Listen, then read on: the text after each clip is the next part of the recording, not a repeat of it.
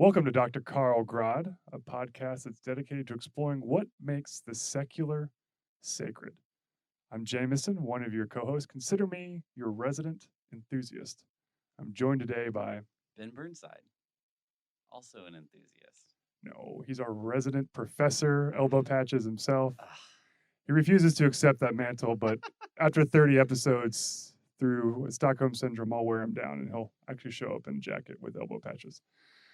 Our podcast is based around exploring what about narratives, especially in slightly more nerdy hobbies, draw us together. What is it about shared story? What is it about our interest? What is it that resonates with us, regardless of our background or perspective? As a reminder, we are ministers. We serve in the greater Houston area at the moment, and we bring a Christian lens to our hobbies and experiences. But as we've said, we find things that are nerdy a fertile ground for conversation with people of a wide variety of beliefs.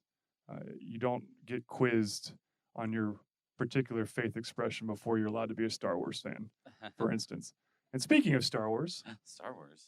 that is the topic of today's podcast. Now, you may have seen the title, Last Jedi. And you may be thinking to yourself, that is not a controversial film at all. I cannot search YouTube and find any videos that would suggest that anyone has been displeased or that people don't chastise others for not recognizing its hidden genius. Would you say it's a fairly neutral film? Very neutral.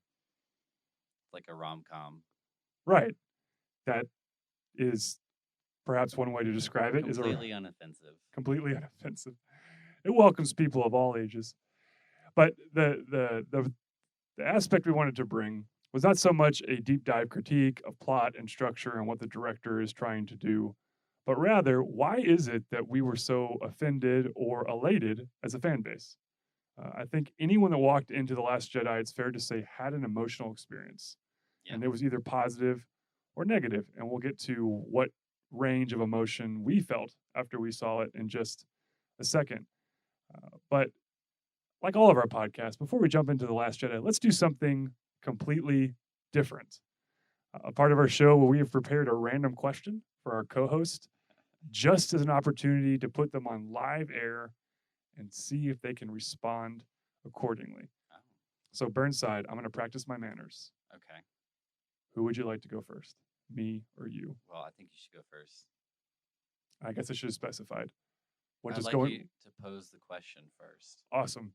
So, one thing I have always wondered, and I hope you can answer today. Are English crumpets really as good as they say in England? I've never had an English crumpet. That's a very odd question. In all of your studies in England, you never had a crumpet? Well, what even is a crumpet? It's like a biscuit. No, a biscuit is a cookie. Everybody knows that. Well, aren't crumpets like muffiny things? They're not biscuits. They're like biscuits here. Biscuits are just chocolate chip cookies. No, I get that, but I'm saying, isn't a crumpet like a biscuit in England? Are we losing people? All right. That was a terrible question. Okay, well, I'm a little rusty. All right. I thought you would have some. I want to know what to put with my marmalade later. And apparently, I'm going to be having none of that. So let's just move on. What do you want to ask me? If you want to have a English tea time, I'm probably not your person. It's good to know. I'm filing that away. So I had a more, I don't know. My question, going with the theme of today, is I know that science fiction is not your favorite genre, but what would be your favorite science fiction film? That is a good question because science fiction is not my favorite genre. Wow. I'll go cheesy a little bit, and I'll go with Kubrick, and I'll say 2001: A Space Odyssey. It's hard not to love that film, and I will say when I watched it first on, I think it was VHS as a kid, I did not have a positive experience of it because I watched it in my friend's home, and we're kind of like, "What's the big deal about this film?" You have to pay attention. Right. However, when I was older, and Burnside and I were supposed to see it together, and one of us got radically ill, so I was left with still a ticket and seeing it by myself at the Alamo Draft House here in Houston. I was blown away by how incredible it was on the big screen. It's one of those films that almost can't be seen at home, or at least a home that I own. I do not own a home that has a theater style setup. Let me be clear, but yeah, that's easily probably my favorite sci-fi. It's not the most approachable one. So I'm trying to think to be more polite. If I was going to recommend a movie to someone out there who's maybe into sci-fi and hasn't seen it, honestly, a pretty good one that's come out recently that I think a lot of people would get behind is The Edge of Tomorrow with Emily Blunt and Tom Cruise. Kind of that time travel action film. It's pretty good, I think. I didn't ask you for your general recommendation. All right. I apologize. I'm just trying to be friendly and I'm being met with hostility. So I'll keep that opinion to myself, but you should totally check it out. No. So I'll work on my question for next time. I'm sorry. If you came here and you thought this was the Great British Baking Show, I apologize. We're going to lose you. I was trying to keep you tagged in, expand the fan base, Burnside, and you will have none of that. So we're going to be moving on to the main part of our podcast, which is talking about The Last Jedi and specifically what it means to have unwelcome narratives. And we'll talk a little bit about the buildup of Star Wars fandom in general, why there's so much energy around a franchise that honestly has produced very little in what I consider to kind of be official canon, at least on the silver screen, But it's incredible that with that limited scope, they have generated such a huge fan base. So, why don't we talk a little bit about the humble origins of Star Wars? Back in the day, there was a boy named George, and he had a dream of wars in space in a galaxy long, long ago. This is where we should have a text scroll, right? So, Yeah, George Lucas. There's an amazing documentary about this on Disney Plus. If you would like to watch, I forget the name, but he was an experimental filmmaker that had made some commercial films and put together this crazy idea he had for Star Wars. And at the time, Star Wars was, science fiction movies were cheaply done, massively produced, and no one really cared. And he had an idea to do it right. He was influenced by all kinds of cinema and put together a movie that frankly blew people away. It came out, it was expected to be a giant failure. Mm-hmm. And it took 4 years of production just because they kept struggling with financing and like getting things off the ground. It's amazing to think that kind of like if you were in the 70s and you knew a guy named Bill or a guy named George, those would have been the people that I would have wanted to invest a couple dollars in. That's all I'm saying. So yeah, that began the phenomenon, and it took a huge impact in culture because people who went to the cinema had never seen anything like it, and all of a sudden there was a craze, a marketing craze, which is another genius of George Lucas to market this science fiction movie that had not been done before. So now there are toys and T-shirts and cereal bowls. And we always like to drop in some unasked for trivia, but if you're talking about a film that launched who was considered a modern day great actor, Harrison Ford, this really launched his career. I believe he was in a film before this, American Graffiti, right? Also by George Lucas. Yeah, but at the time, I think he was working as a carpenter, like very unknown, and he's in this Star Wars film, and even he has said, "I did it because I wanted a job," kind of, and then it just blew up. I like to think of his Han Solo character as the audition for Blade Runner, but that's a different conversation because that is an incredible sci-fi movie that gets no love. So maybe we'll talk about that in a different podcast. But you brought up something interesting, which is Star Wars represents a cultural movement in cinema that really tapped into merchandising. I think in a way that other films had. I'm not going to say that they created the action figure, but there was something about the merchandise they produced and how they thought about the action figures they can make would actually influence the way that films were crafted, kind of beginning from there. There's a famous kind of argument that went on over Return of the Jedi, obviously, that some of us who are fans still wonder why Lucas made this decision. But instead of having Wookiees, which would have been incredible, we got cuddly Care Bears named Ewoks, who apparently can take down some of the highest trained soldiers in all of the galaxy, which after the prequels we found out are modeled after Boba Fett himself. So that's really surprising. The point is that Star Wars really tapped into we can influence whole families. This is a film for all ages. It tapped into a fan base that is still rabid to this day that keeps attracting new folks. I don't know many film franchises that can roll over its fan base decade to decade like Star Wars had. Now, has. Now, I will say we hit a little bit of snag in the late 90s. Oh, did we? I'm just saying some of us, when we were children, bought Jar Jar Binks t-shirts. And then some of us, when we were adults, saved our friend in their phone as Jar Jar Binks, which is a hateful thing to do even to this day. It's a non-specific example, but It was, I mean, being our exact age, we were born, 4 or 5 years after Return of the Jedi came out. So as we're coming of age, we can watch movies. We discovered the Star Wars movies a couple of years, 4 or 5 years before we got Episode 1. So the Right. buildup was insane. And Expectations some were of very my high. some of the earliest memories I had with my mom was going to see the Star Wars special editions they re-released in theaters, and Yeah, so me we too. saw all of them together, which kind of started a tradition of us seeing some of these films together when I was a kid. But the prequels, let's just say, were divisive.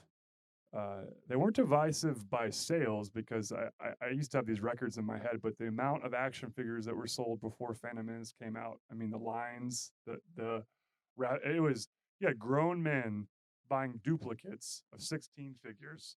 And we can call action figures whatever we want, or you could call them dolls, but we'll call them whatever we want. I'm not trying to be demeaning of people that collect action figures at all. I'm just saying it was the first time that I had ever seen adults really desire action figures, because I thought they were kind of for kids, but it kind of transcended into this whole collectible craze, which has really continued to this day. And people collect Star Trek and all kinds of things. But I remember that high point of merchandise and excitement, and then just the woomph by the time we got rid, to the end of the last film in the prequels, Revenge of the Sith. Is that what it's called? Yeah. Yeah. Okay. I was like, that's embarrassing. I just can't even remember Star Wars There are names. thousands of opinions, and I could talk for 2 hours about the prequels. We're not. Let's just say that overall, they left a kind of felt like a sucker punch in the fandom as a whole. But I think that leads directly into what we want to talk about, which is why were the prequels so illy received, and then what created the hype that led to Force Awakens, and then of course The Last Jedi.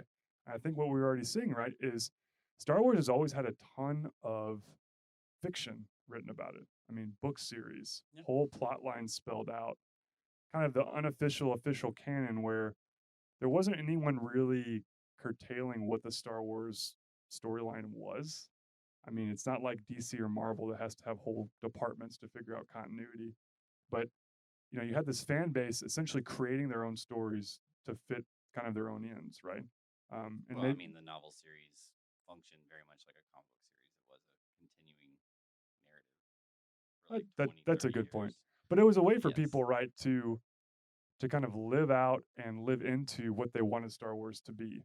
Yeah. They kind of right. It got washed away. Right.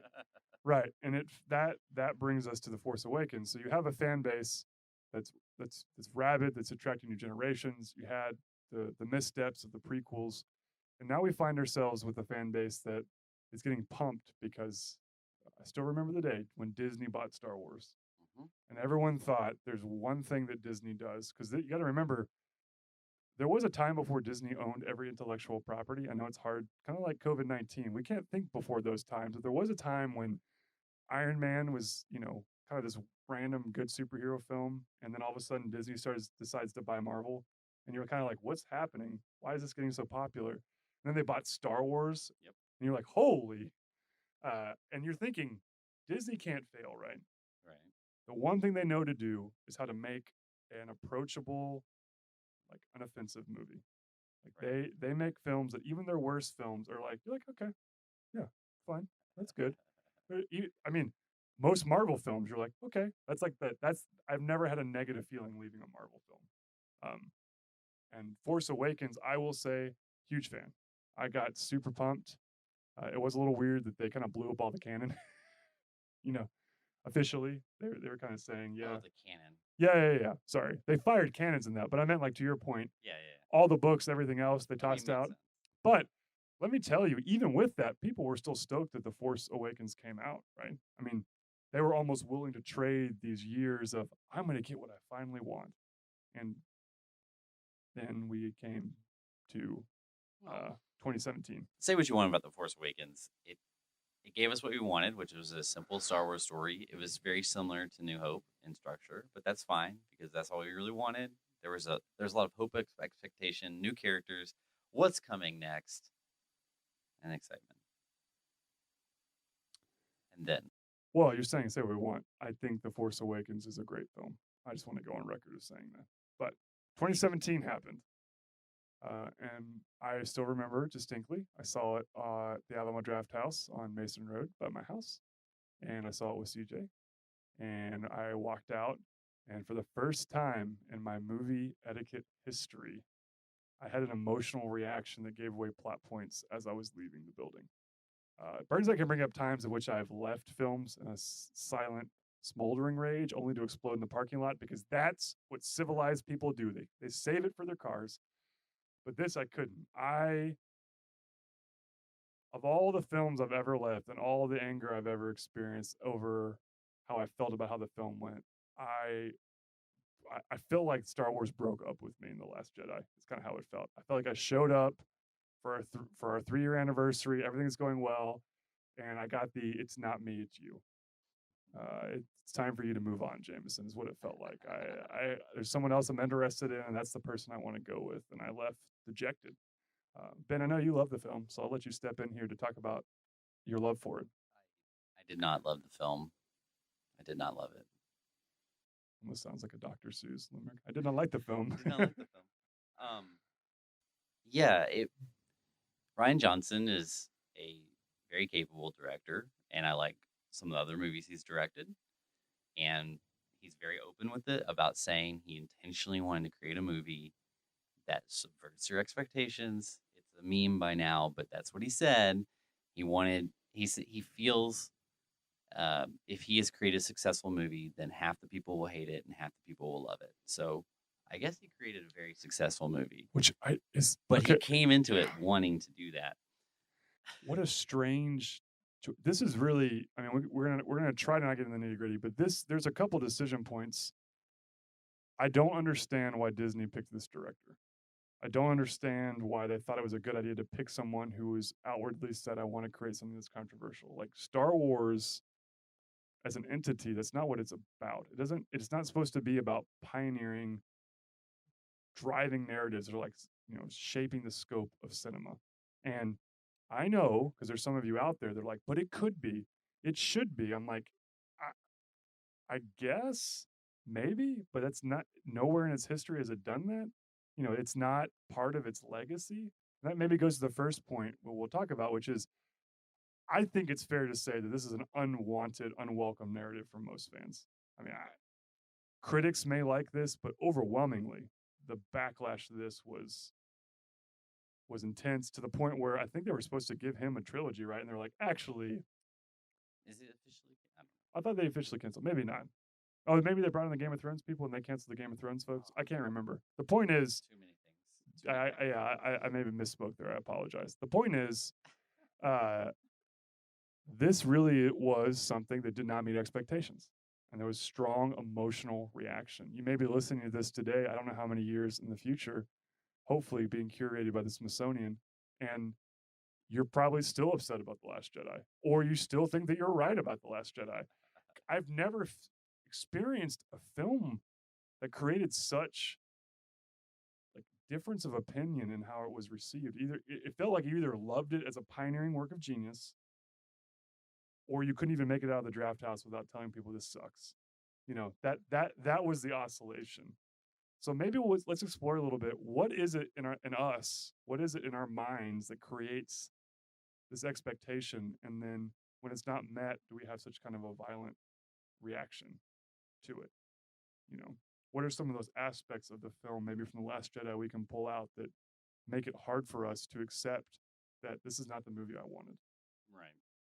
Oh, I have two things really. First is we have the expectations we have of going into a Star Wars movie and not an Oscar movie or an art film.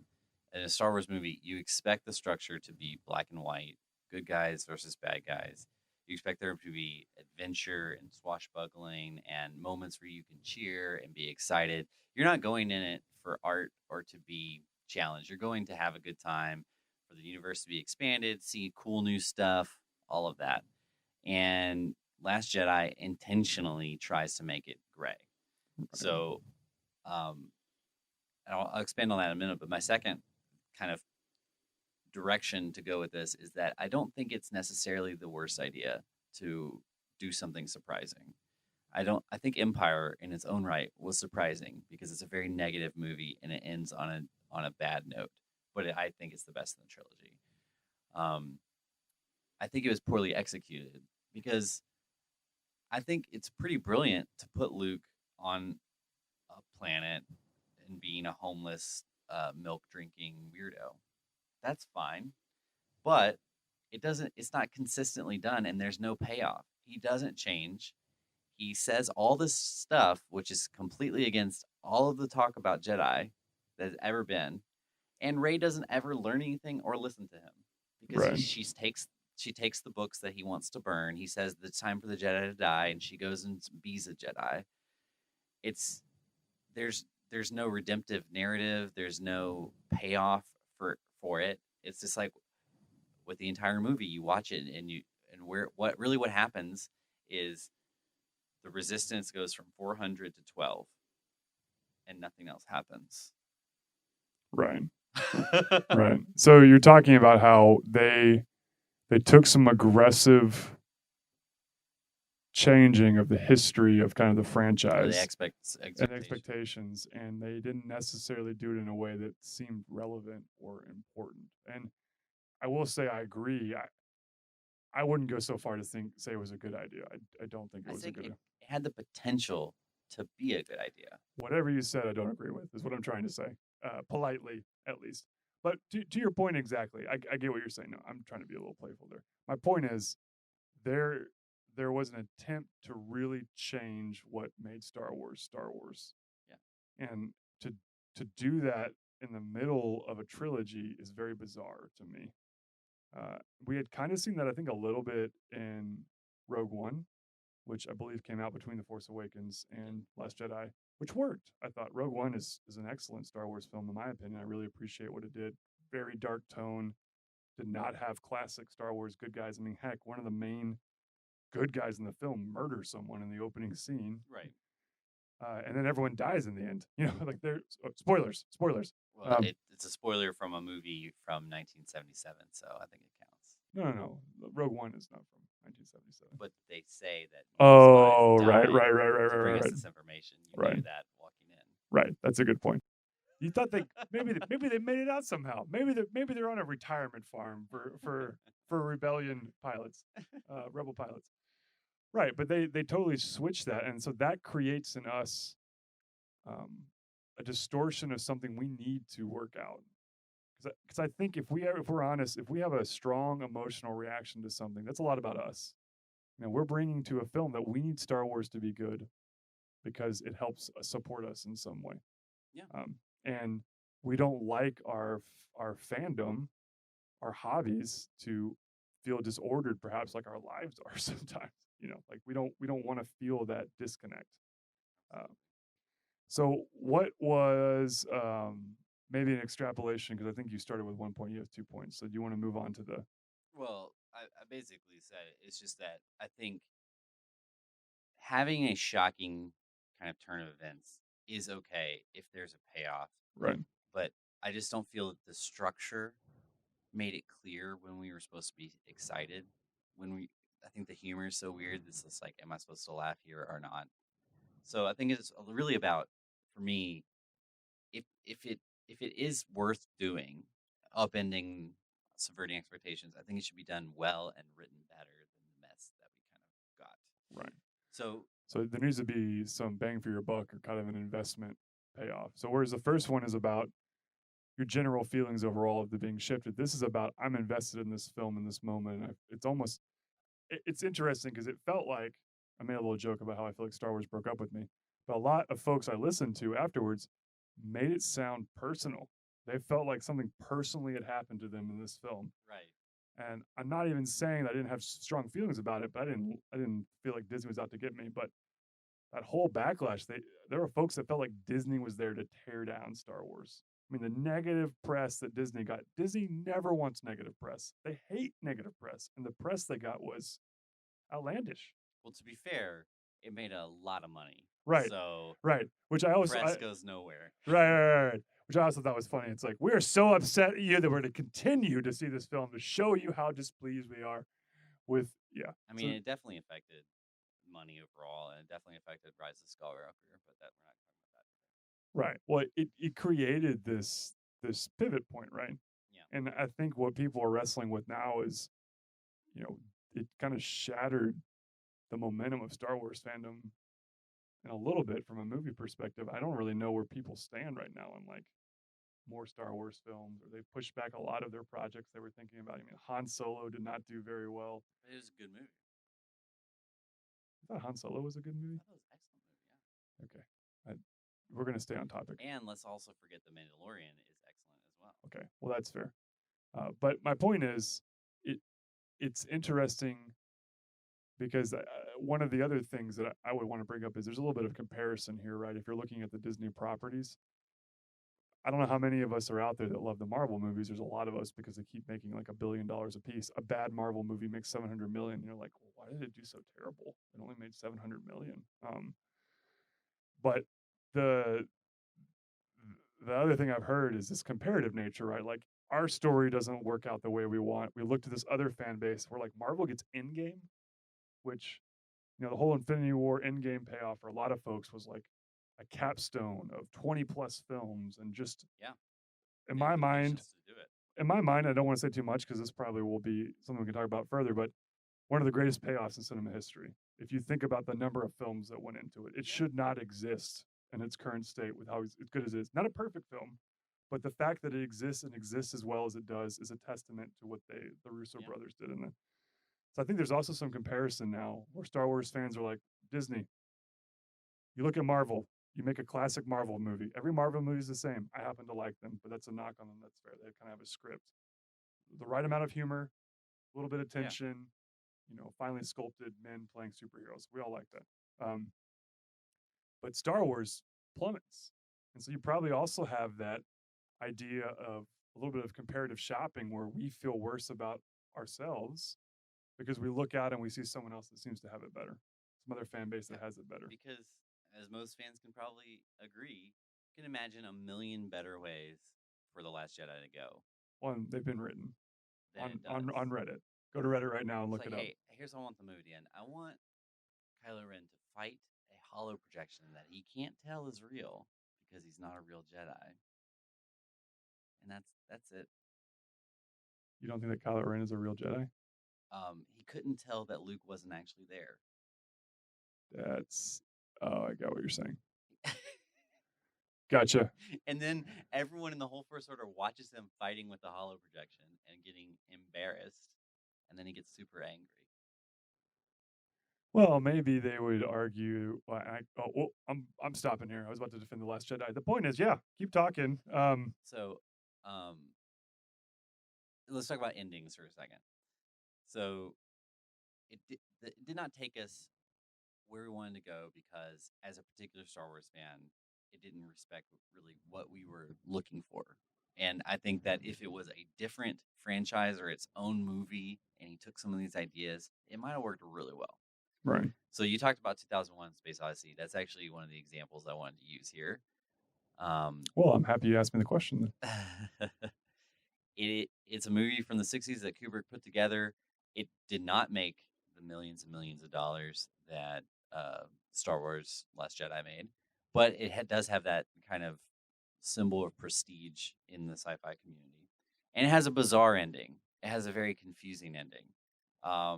No one knows what the endings are really about because it's just a bunch of images and it's mostly like poetry. Like, you just take from it what you want to take from it. Right. And it's very slow and honestly pretty controversial. But the structure of the movie is such that you have no idea where it's going. So you get this weird ending. You're shocked, but it makes you think. And you kind of know when you go into it that it starts off with apes and then it ends up in space. Something weird is going to go on. And Well, that's really well said. so it's not that shock endings where credits just all of a sudden appear in front of you and you're like, what does that mean? You know, the artist is doing that to make you think. I didn't get that from Last Jedi. I didn't think, I just felt that I was being messed with just for the sake of not doing the cookie cutter copy of Empire that he was supposed to have done or rumored to have done, whatever. I've been fine with that. Yeah, I saw a tweet once that said, "We didn't ask for hipster Star Wars, so you can have it back." It's kind of the thought about the Last Jedi. So you've hit a lot of good points, and I think for a lot of us listening, we hope that you are with us in the majority that universally dislike this movie. However, we recognize that if you walked into it and walked out of it with a positive experience, I would still think that you went into it because you wanted something different. Maybe you were looking for Star Wars to take a different path. And that still goes back to our point, which is we all are going to hit these narratives often in our lives. Hopefully not in our fandom. Maybe our fandom can be left alone, but definitely in our lives where it's not gonna work out the way we want. Yeah. There's going to be a disconnect that causes a lot of grief and anxiety. And I think often when I see people get really upset at a movie, myself included, as a pastor, I think, what else is going on in that person that's causing that?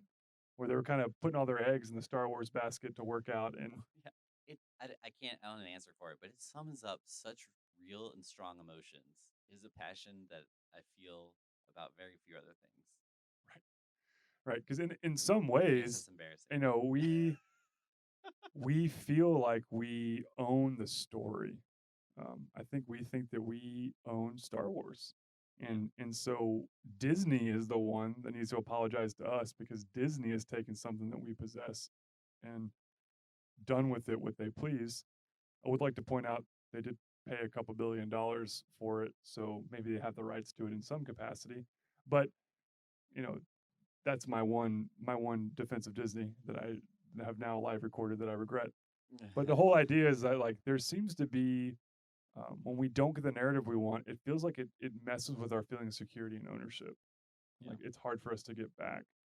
So as I said at the beginning, when we reflect on this, I think there are stories in Scripture that speak to this as well. That life unfolds like this, and that maybe part of what drives us to argue so hard against the Last Jedi is much like our own lives. It feels like it's out of our control. Mm-hmm. And so I'm curious, Burnside, from your immense theological study, could you illuminate for us perhaps some of those stories which also speak to kind of unwelcome or unwanted endings? Sure. So when I thought about this, I guess the main example I'd want to say is the Book of Jonah. Um, Not the story time kid version of the Book of Jonah, but the actual real one. Is that one called Pinocchio? Does no? That's a giant whale. Jonah was actually swallowed by a giant fish. I don't know if you know that. Are, That's another thing. are we in arguments over whether or not whales are fish? No, what I want to say is that Jonah ran from God's call because, as he tells God in the last chapter, he knew that if he went and preached to his hated enemies, that God would forgive them because God's a loving God. And Jonah did not want those people to be forgiven. He was upset at God for being merciful, for being loving. And so you would imagine if the ending is that Jonah does the preaching he's supposed to do and he comes to a greater understanding of love, but that is not the ending. The ending is, he's sitting there baking in the sun and God, puts a little vine to give him some shade and then God kills the vine. So now he's back in the sun. And Jonah says, I'm angry enough about this to die, about the vine, about God making him preach to the Ninevites. He was always super angry. That my preaching actually worked. How dare you make me one of the most Yeah. effective preachers in Scripture? He says one sentence and then leaves. The greatest evangelist sermon ever given. So yeah, and God says, "Who are you to question?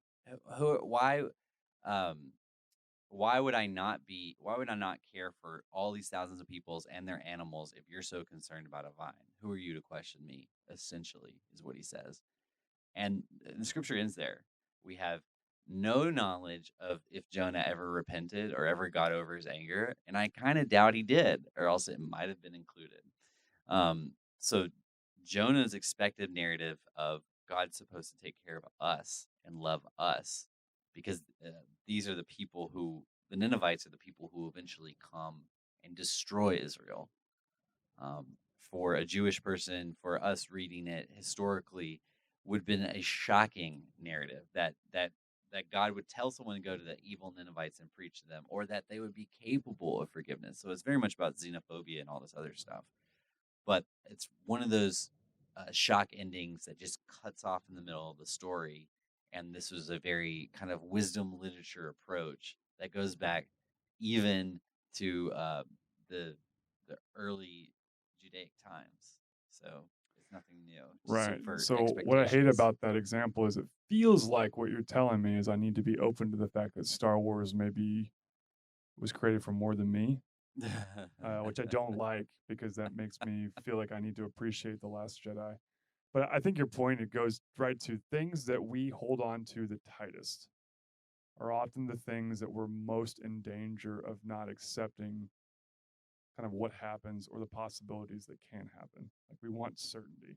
Absolutely. So the things that we love, especially as hobbyists, and I see this all the time and across the spectrum, is that we have a hard time accepting kind of whatever is created for creativity's sake unless it conforms to kind of what we want it to be. Yeah. Now, Our imagination is hampered. I would still argue with all of that, because I know that I'm right, that The Last Jedi is not great. However, what I also feel challenged by is that perhaps in these moments of extreme grief and stress, can we be more self-aware to acknowledge, all right, how much do I care and can I give this up a little? Because I think the one thing we didn't talk about with The Last Jedi, which we can talk about now with Jonah as well, is it's not helpful for Jonah. Like when we hold on to this anger over unwelcome narratives, it's one thing to acknowledge it, it's one thing to continue to live underneath it.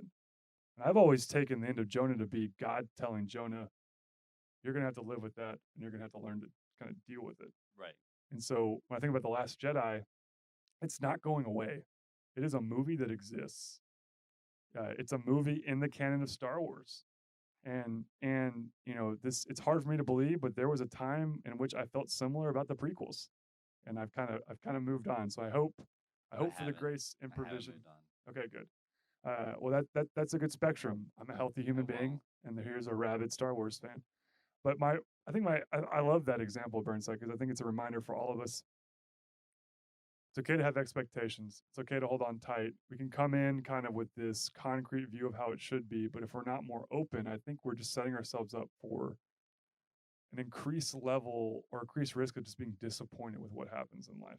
Yeah. I don't mean this as like a self-help message. Like, you know, you have the power of you to meet the day, because there are some traumatic events that happen, and I don't want to downplay what anyone goes for. But at the end of the day, as my dad told me after he heard me ranting about The Last Jedi, it's just a movie, and that doesn't take away from its power, but also it should focus kind of our ability to try to appreciate it, because it is still part of the franchise that we love. And I'm not the biggest Star Wars fan. I mean, I've never missed a Star Wars film, but I still try to do that. Doesn't mean I'd ever own it on DVD. But the point is, do people even buy DVDs anymore? Yeah, I was about to say, if you're buying DVDs, I don't know where. Doesn't mean I would ever own it on special release VHS. I made that mistake once, Lucas. I'm not doing it again. Well, you pay for Disney Plus and it's on there, so. Ooh. So I guess I am indirectly supporting it. Well, that's a whole conundrum to work through. So that kind of concludes our deep dive through talking about The Last Jedi, working on kind of some of the parameters that affect our fandom, reflecting a little bit on what Scripture had to say about other unwanted It's narratives. really just made me sad, actually. Made you really sad? Yeah. Sometimes, sadly, life is a little sad. Yeah. There's a reason that Eeyore stays in Winnie the Pooh.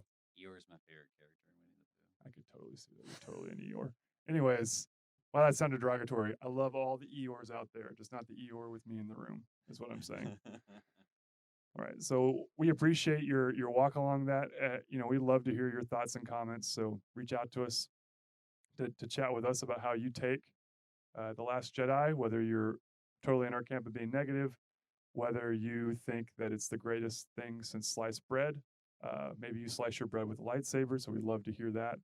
But we always like to close with a little bit of a look ahead section to put something on your radar that you may not be thinking about. So, Burnside, what is something coming up that you're kind of thinking about? This is something neat to kind of talk about or mention. I don't think this fits the parameters of what you just said, but Well, you know what? Much like The Last Jedi, why don't you just give me whatever you're going to give me, and I will try to receive it I was with thinking open. more in the frame of what am I excited about. So I'm going to answer that question instead. I just watched the Hamilton thing on Disney Plus. You finally I watched it, finally watched it. and It's hard to find 3 hours. Anyway, I loved it. I absolutely loved it. isn't it ridiculously good? It is ridiculously good, and I recently started reading the Hamilton biography. And Oh, okay. it is fascinating. So it's been out for forever, really, but I'm really enjoying it and have been kind of steeping myself in American history. Did you know to enter college during that time, you had to be fluent in Latin and translate the Bible from Greek to either Latin or English just to be accepted? So you're saying that admission standards were a little lower back then than they are today? You could also, like James Madison and some other people, entered like 15. Some people entered Princeton as early as 12 years old. Wow. Well, I couldn't even get to Princeton It now. was a different time. Wow, that is a different time. That's cool. So yeah, Hamilton, Disney Plus bought the rights, I think, to distribute their version of the musical. So they've released that. I still think it would have been interesting to see what would happen if it hit theaters. I think it would have made them. Well, it probably is making them money now, but it would have been a huge kind of cinematic experience. And staying on that topic, I'm actually very interested in the announcement over Mulan that it will be coming as a rental to the Disney Plus platform. Oh, the new one? Yeah, so they're going to release it to Disney Plus to essentially kind of do a video on demand through their own system.